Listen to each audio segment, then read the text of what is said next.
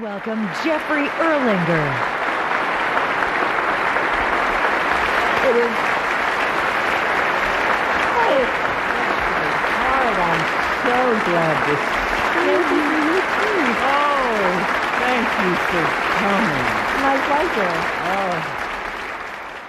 This genuine, joyful moment wasn't staged for cameras.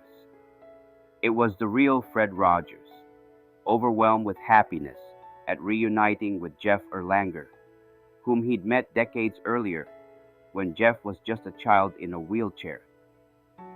What if I told you that in our filter-obsessed world, Mr. Rogers discovered the secret to true happiness that most of us are missing? In a world where we're exhausted from maintaining our Instagram personas, TikTok personalities, and professional masks, Fred Rogers' authenticity didn't just make him beloved, it made him truly happy. The people closest to him all confirmed a surprising truth. He was exactly the same person off camera as on.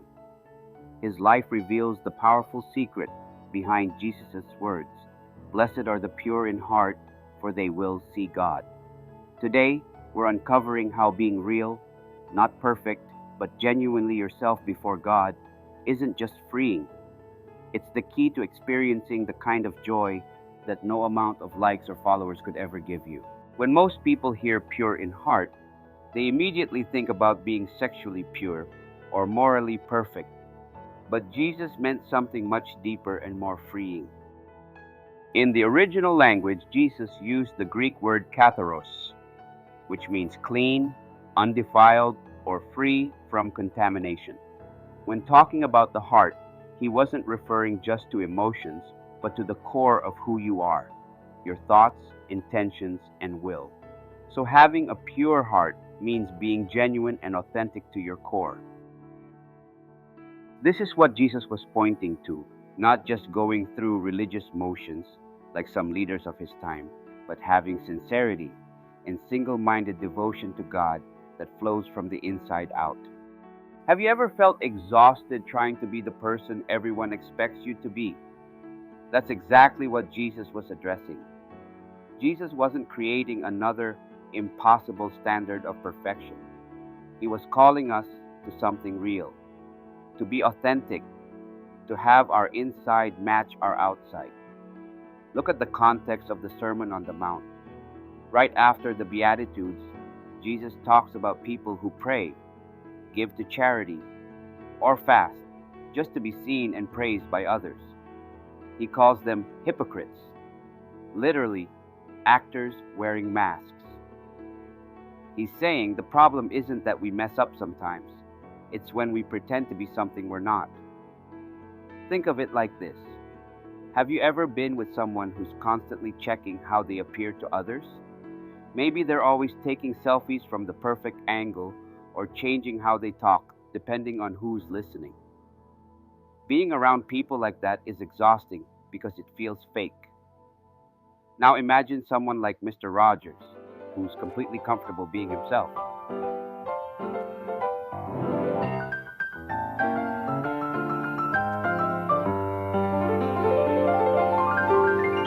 It's a beautiful day in this neighborhood, a beautiful day for a neighbor. Would you be mine?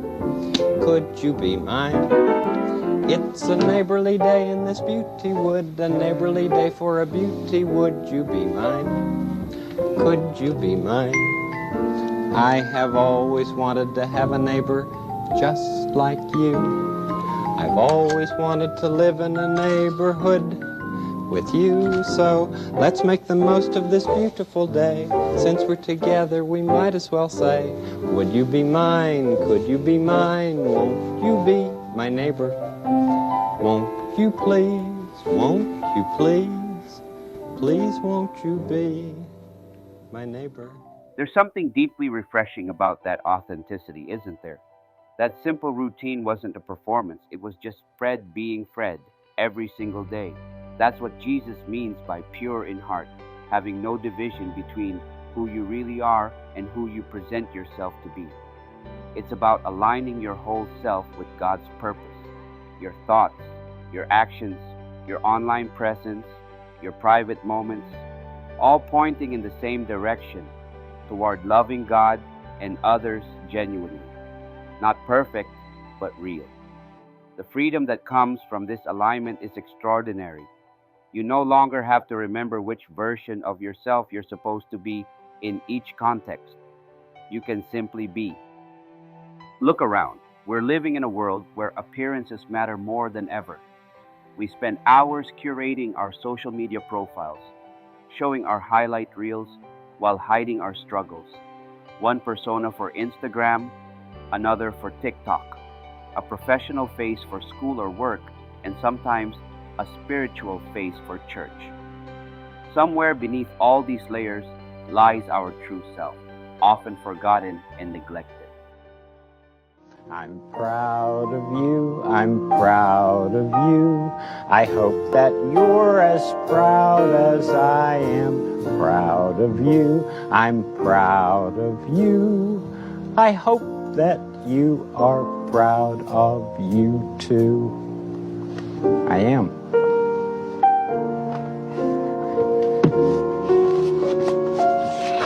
You might just make your own trolley drawing. It'll be different from all of these, but it'll be yours, and that's what's important about it. I like being your television neighbor. It's such a good feeling to know you're alive. It's such a happy feeling. You're growing inside, and when you wake up ready to say, I think I'll make a snappy new day. It's such a good feeling, a very good feeling. The feeling you know that I'll be back when the week is new, and I'll have more ideas for you, and you'll have things you'll want to talk about. I will too. Be back next time. Bye. That emotional response isn't just nostalgia. It's recognition of someone who touched our hearts by being genuinely himself in a world of pretenders. This isn't just a modern problem. Jesus spoke about it 2,000 years ago when he warned against having a divided heart. No one can serve two masters. You cannot serve both God and money. A divided heart is exhausting. It's like trying to steer a boat in two different directions at once. You end up going nowhere while wearing yourself out. Studies actually show that people who try to maintain different identities in different contexts experience more anxiety and less satisfaction with their lives. For our generation especially, this problem has intensified. The pressure to craft perfect online personas while navigating real world expectations has created unprecedented levels of anxiety, depression, and burnout. Think of it like wearing a heavy backpack all the time. Inside are all the masks you wear, all the different versions of yourself you've created. Imagine how freeing it would be to put that backpack down and just be who you really are. This divided heart is exactly the opposite of what Jesus meant by pure in heart. A pure heart isn't divided, it's whole, it's integrated, it's authentic. When Jesus talks about purity of heart, he's inviting us to live with integrity, where our inner life and our outer life match up. And here's the beautiful part: Jesus isn't asking us to clean up our act before we come to him. He's inviting us to come as we are, messy hearts and all, so he can help us become whole. There was something magical about Fred Rogers, who gently invited generations into his neighborhood from 1968 to 2001. Beyond his iconic cardigan and sneakers was a Presbyterian minister, a musician, and a champion for children whose quiet authenticity somehow made the world feel safer. In 1969, when swimming pools became battlegrounds in America's struggle with segregation, Mr. Rogers didn't lecture. Instead, he showed us something beautiful. Oh, there's Officer Clemens. Hi, Officer Clemens. Come in. Mr. Rogers, how are you? Fine. Won't you sit down? Oh, sure, just for a moment. It's so warm. I was just putting some water on my feet. Oh, it sure is. Would you like to join me? It looks awfully enjoyable, but I don't have a towel or anything. Oh, you share mine. Okay. Sure. Oh, Come along. man. I'll put some more water in here. Oh. This is going to turn into a beautiful day. You like bare feet? Well, yeah, as I grew older, I liked it more and more. Uh-huh. Good for you. You're pulling up your pants. I forgot to do that at first. Oh, I don't want them to get wet. Right. Oh, that feels great. Right here. Don't you feel it? The gentle power of that moment wasn't about making statements. It was about living truth. As he shared his pool with Officer Clemens, drying his friend's feet with a towel, he whispered volumes about dignity without saying a word about race. Years later, Francois Clemens shared something that still resonates deeply. My feet were tired, so I thought I'd just soak them for a while in this water. Does it make him feel better? It does. Would you like to try? Sure. On the show, he would say, "I love you just the way you are." One day I said, "Fred, were you talking to me?" And he looked at me and he said, "Yes, I've been talking to you for 2 years, and you finally heard me today." And I just collapsed into his arms. I started crying. That's when I knew that I loved him. There are many ways to say I love you.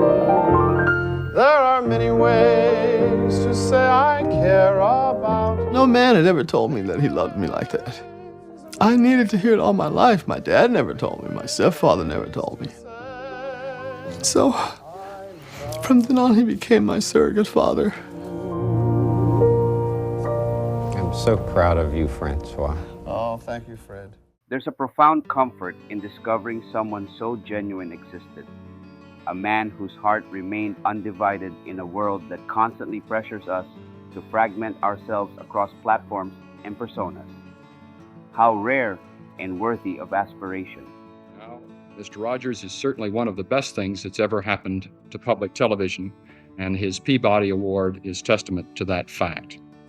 We in public television are proud of Fred Rogers, and I'm proud to present Mr. Rogers to you now.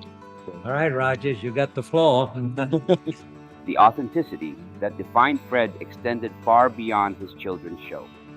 When he appeared before Congress to defend public television funding, his sincerity transformed skeptical politicians.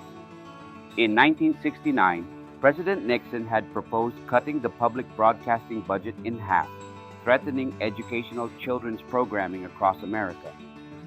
Fred Rogers was called to testify before Senator John Pastore's subcommittee, a tough, impatient chairman who admitted he had never even seen Mr. Rogers' Neighborhood. And I feel that if we in public television can only make it clear that feelings are mentionable and manageable, we will have done a great service for mental health. Do you narrate it? I'm the host, and I do all the puppets, and I write all the music, and I write all the scripts. Well, I'm supposed to be a pretty tough guy, and this is the first time I've had goosebumps for the last 2 days. Could I tell you the words of one of the songs which I feel is very important? Yes. This has to do with that good feeling of control, which I feel that children need to know is there. And it starts out, what do you do with the mad that you feel? And that first line came straight from a child. I work with children, doing puppets in very personal communication with small groups. What do you do with the mad that you feel when you feel so mad you could bite? When the whole wide world seems oh so wrong, and nothing you do seems very right. What do you do?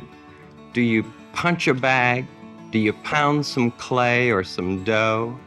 Do you round up friends for a game of tag or see how fast you go? It's great to be able to stop when you've planned a thing that's wrong and be able to do something else instead. and think this song. I can stop when I want to, can stop when I wish, can stop, stop, stop anytime. And what a good feeling to feel like this and know that the feeling is really mine. Know that there's something deep inside that helps us become what we can. For a girl can be someday a lady, and a boy can be someday a man. I think it's wonderful. I think it's wonderful. Looks like you just earned the $20 million.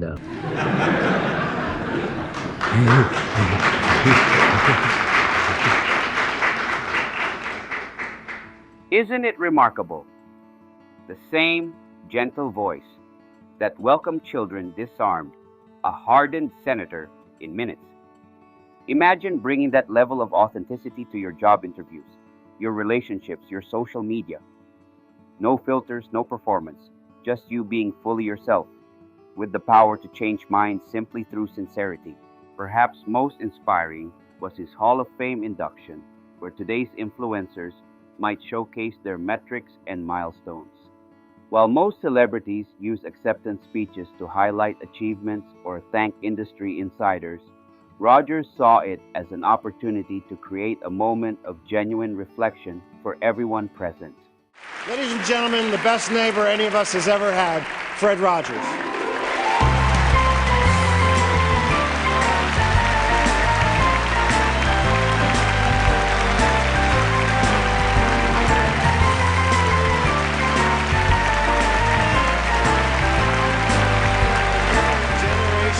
Generation of children, confidence in themselves, for being their friend, for telling them again and again and again that they are special and that they have worth. It is my honor, on behalf of everyone here and on behalf of the millions of children whose mornings you have brightened with your kindness, to present you with this Lifetime Achievement Award. Oh, it's a beautiful night in this neighborhood.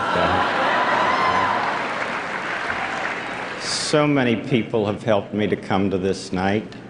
Some of you are here, some are far away, some are even in heaven. All of us have special ones who have loved us into being. Would you just take, along with me, 10 seconds to think of the people who have helped you become who you are. Those who have cared about you and wanted what was best for you in life. 10 seconds of silence. I'll watch the time.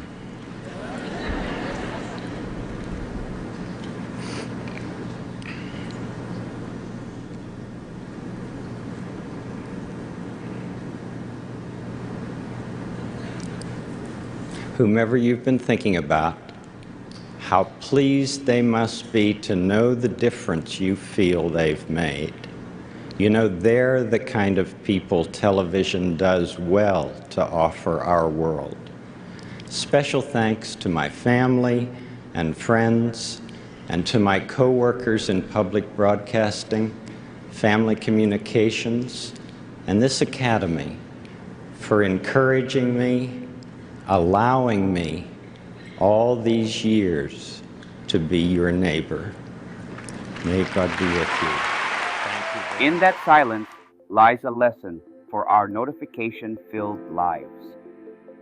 While others might have leveraged the moment for visibility, he created space for gratitude, showing us what genuine influence looks like in a world obsessed with influence. His consistency allows us to see beyond the man to the greater love that inspired him. He never needed to label his work as ministry or create separate content for different audiences. He simply lived with integrity, offering us a vision of wholeness in our fragmented digital age. So how do we develop this kind of pure heart in our own lives? Let me share 3 practical steps we can all take. Start your day with a reality check. Before your phone, before your public face, take a moment to acknowledge who you really are before God. No filters, no pretense, just you and God. Let prayer become honest conversation. Instead of formal, proper prayers, try talking to God like you'd talk to your closest friend. Tell Him what you're really thinking and feeling, your doubts, fears, frustrations, and joys. He can handle your real thoughts. Practice being the same person everywhere. If you wouldn't say something in person, don't say it online. If you wouldn't do something in front of certain people, question why you're doing it at all. Here's my 1 week challenge for you. Choose just one of these practices and commit to it for 7 days. You might be surprised at how freeing it feels. That's what we saw in Fred Rogers. Not a perfect person, but a genuine one who allowed his consistent character to speak louder than any sermon. As we saw at the beginning, the impact of his authentic life continued for decades, creating those powerful moments of connection that moved not just Jeff but all of us who witnessed it. It's an honor to be here tonight, to be part of your this proud moment. You know, when you tell people that it's you I like, we know that you really mean it. And tonight, I want to let you know that on behalf of millions of children and grown-ups, it is you that I like.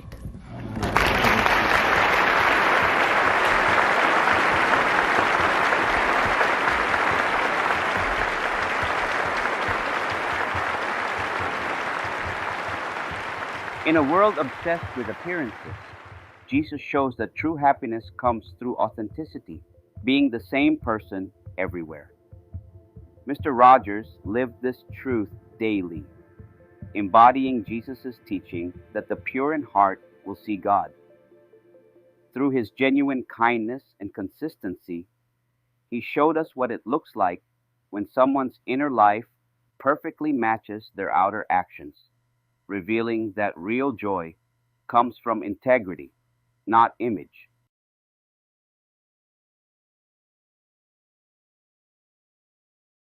This week, try the 1 week authenticity challenge. Pick just one area where you'll be completely yourself. No masks, just you. Share your experience in the comments below. Remember, true happiness isn't found in crafting the perfect image, but in living with a pure heart. Until next time, may you discover the joy of being genuinely yourself.